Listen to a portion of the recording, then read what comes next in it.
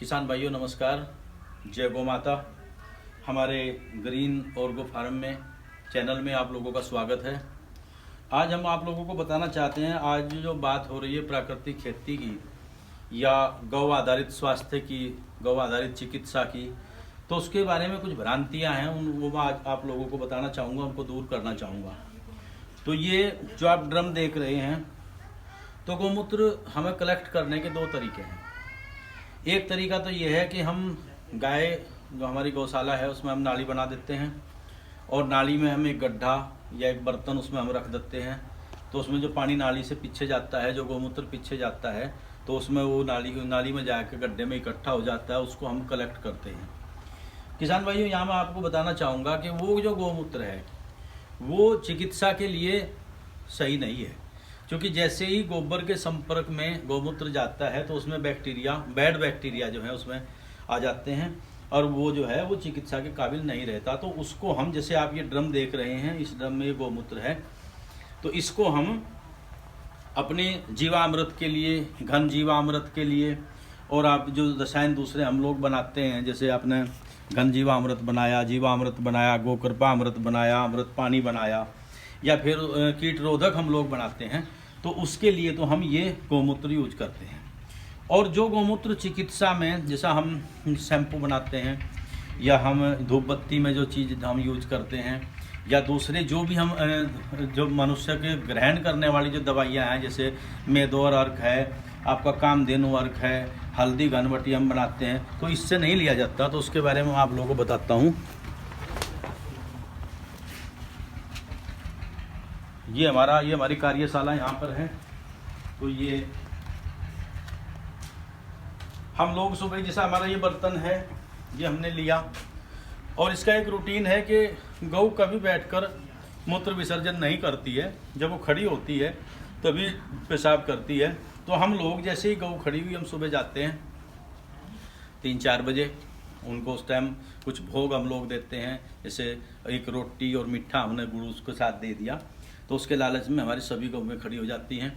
तो वो फिर बारी बारी से हमने जिस गौ का जिस काम के लिए, जिस दवाई के लिए हमने मूत्र एकत्रित करना हो, तो इस तरीके से आप लोग देख सकें, इसको हम लोग पूरी तरह से ढक कर रखते हैं।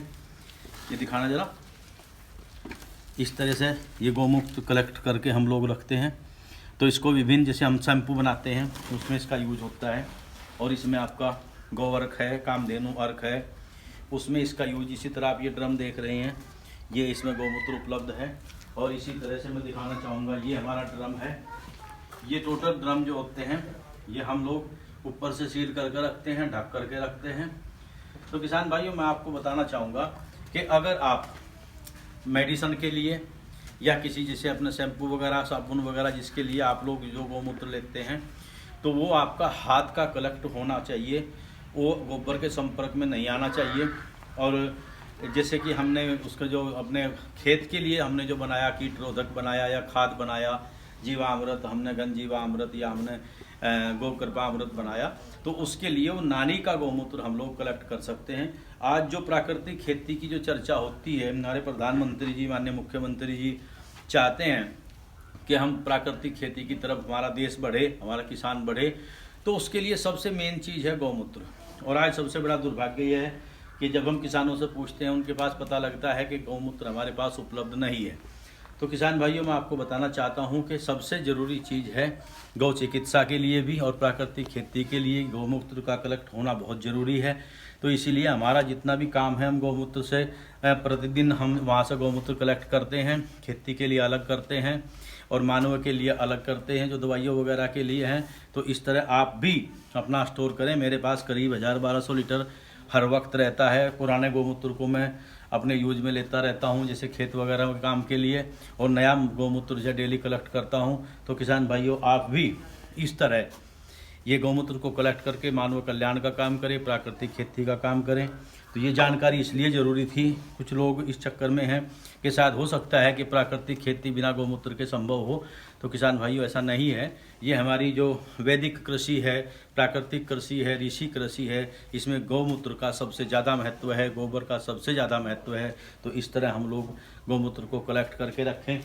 मेरे साथियों, मैं समय समय पर आपको ये जानकारी देता रहूँगा। आप हमारे उत्साहवर्धन के लिए हमारे चैनल को सब्सक्राइब करें, शेयर करें। हमारा ग्रीन और गो फार्म के नाम से हमारा चैनल है, ये लड़कों ने बनाया है। मैं कोई यूट्यूबर तो हूँ नहीं, कोई भाषणबाज भी नहीं हूँ। मेरी एक कार्यशाला है, जंगल में मैं रहता हूँ। तो किसान भाइयों, आपसे अनुरोध है कि आप इसको सब्सक्राइब करें, मेरा भी उत्साहवर्धन होगा। आप लोगों का बहुत बहुत धन्यवाद। जय हिंद, जय भारत, जय गौ माता।